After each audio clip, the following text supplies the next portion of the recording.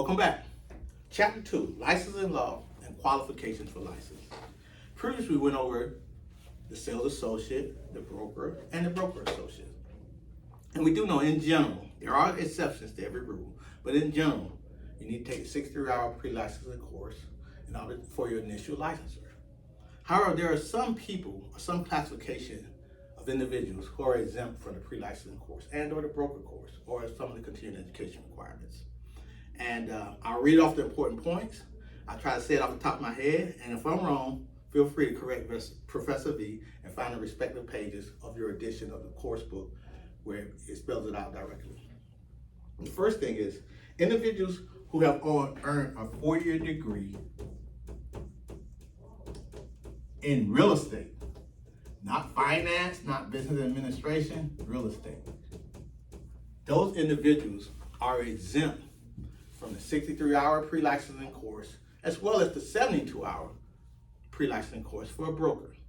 Basically what the state is saying, since you took the time and specifically majored in real estate, we're going to give you the ability to not have to sit in this 63-hour course or this 72-hour course. Okay?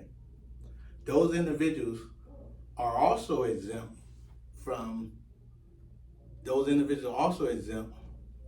from the 45-hour and the 60-hour post-licensing course, but they are not exempt from continuing education. They must take 14 hours of continuing education.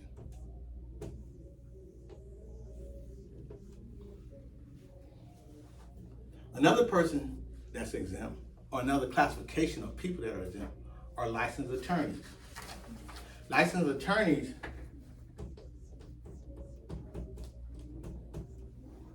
are exempt from the 63-hour course.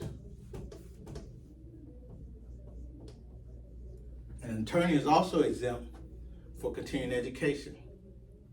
Why?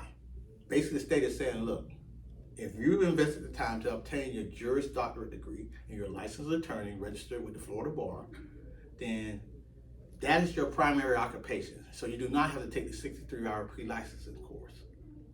And you don't have to take the continuing education because you're going to get your continuing education when you get your legal continuing education requirements. But it ends there.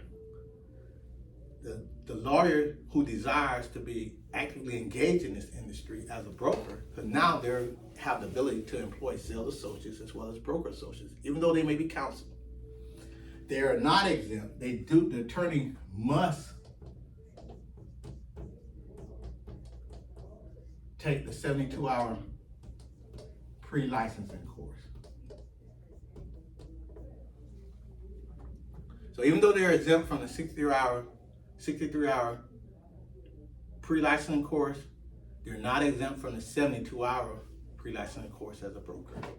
And accordingly, that same attorney must take the 60-hour post-licensing course. Because at that point, although they're a counsel, they're actively engaged in the real estate industry, and they have to take the 72-hour pre-licensing course as well as the 60-hour post-licensing course. And in subsequent renewals, because we know the 60-hour post-licensing course is required during their first renewal. And in subsequent renewals, typically they would have been subject to the 14 hours continuing education, but that is waived as they get their legal continuing education. Okay. So we'll go ahead and take a break, and I have one final point that I want to mention for chapter 2.